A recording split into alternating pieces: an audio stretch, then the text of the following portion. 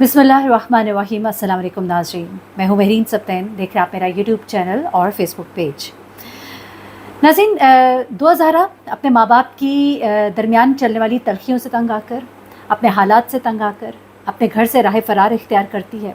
और घर से राह फ़रार इख्तियार करने के बाद जब वो बाहर की दुनिया में आती है तो उसे पता लगता है कि आगे धोखा ही धोखा है। और इस सारे धोखे को देखने के बाद वो खुद एक बहुत बड़ी धोखेबाज बन जाती है, एक फरेबी बन जाती है।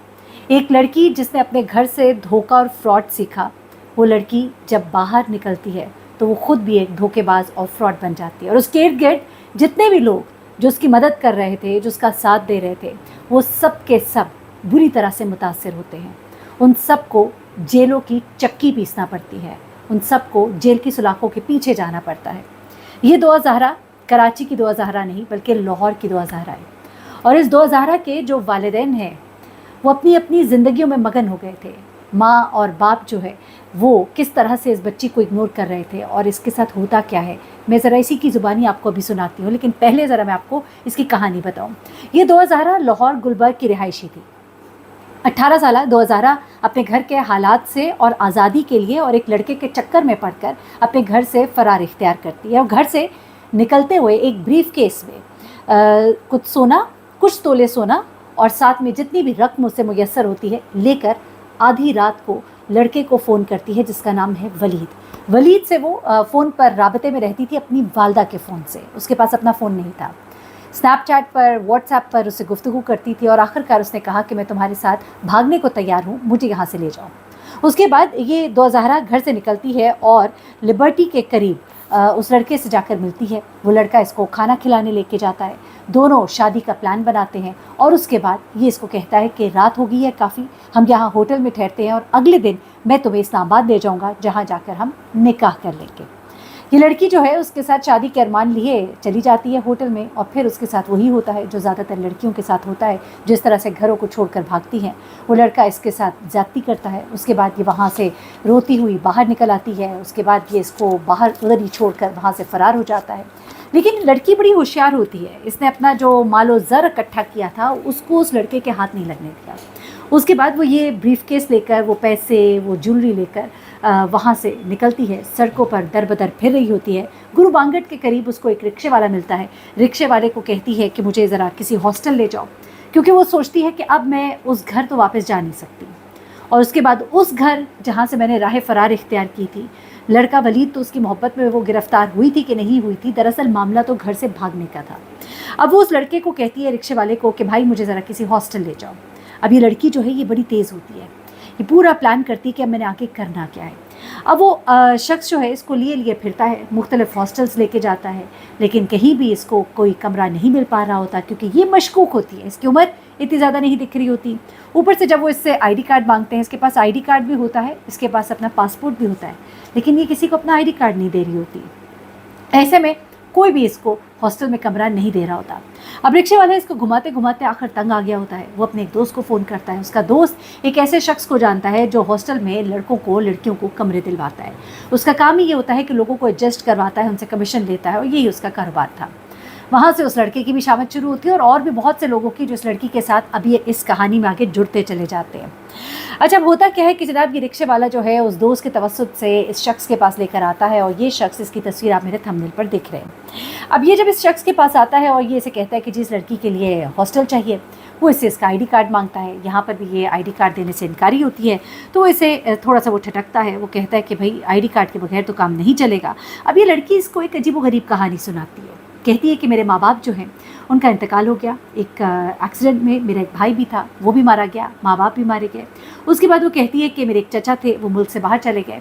मैं अमेज़ॉन के साथ काम करती थी और अब मेरे पास नौकरी नहीं है, मैं इस्लामाबाद से आई हूँ। वहाँ पर उसने कहा कि मैं एक अलनूर हॉस्टल, जो कोई इसने नाम सर्च किया हुआ था गालिबन, कहती मैं वहाँ से आई हूँ और अब मुझे यहाँ पे कमरा चाहिए।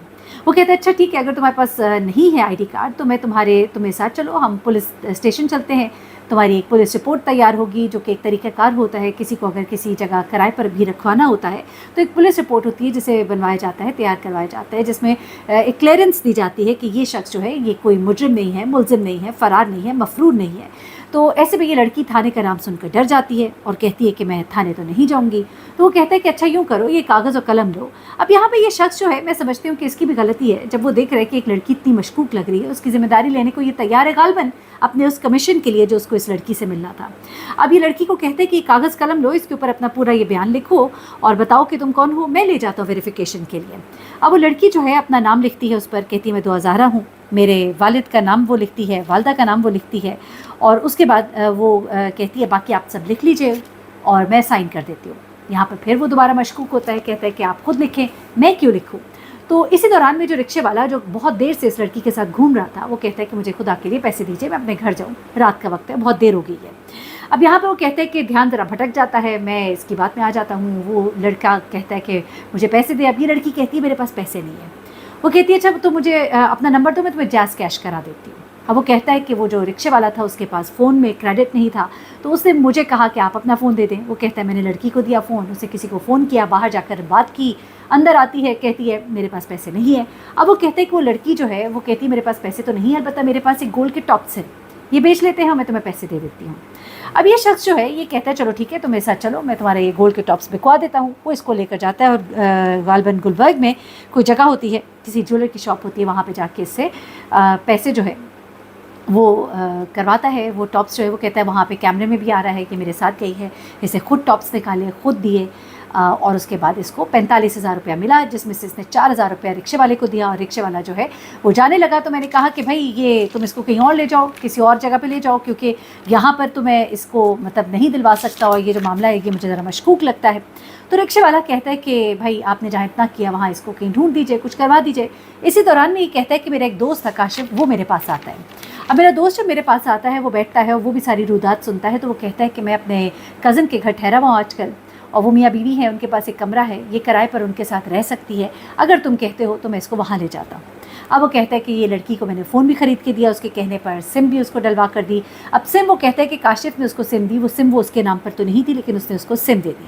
اب جناب یہ لڑکی جو ہے چلی جاتی ہے وہاں پر, اس کے بعد یہ کہتا ہے میں اپنا کمیشن لیتا ہوں اور میں اپنے اگلے کام دھندوں کی طرف متوجہ ہو جاتا ہوں. وہ کہتے ہیں لیکن 14-15 دن کے بعد مجھے SHO صاحب کا فون آتا ہے تھانہ گلبرگ سے, اور وہ مجھے کہتے ہیں کہ جی ایک لڑکی آپ کے پاس آئی تھی اور اس کا نام یہ تھا, اور آپ نے اس کو غالباً پناہ دی تھی. یہ کہتا ہے کہ ہاں ایک لڑکی تو آئی تھی, اور پھر اس نے مجھے اپنے بارے میں یہ بتایا تھا. وہ کہتے ہیں آپ ذرا تھانے پہنچ جائیے.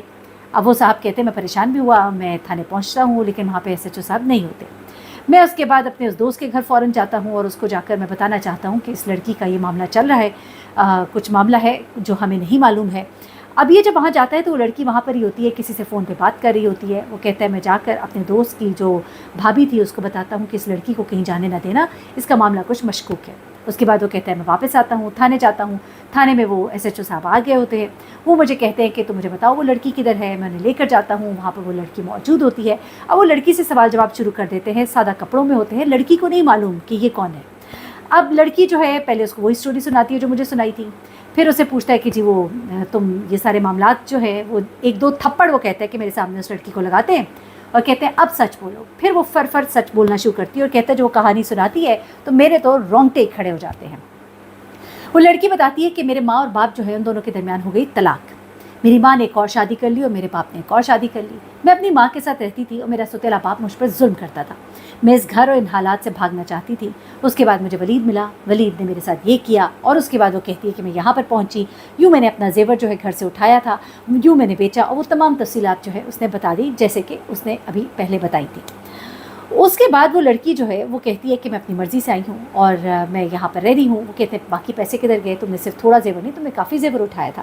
وہ کہتی ہے میں سارا باقی کا زیور جو ہے ان کی بھابھی کے ساتھ گئی تھی, اور یہاں پر ہی ایک سناریہ کی دکان تھی, اور وہاں پہ جا کے میں نے وہ زیور بیچا.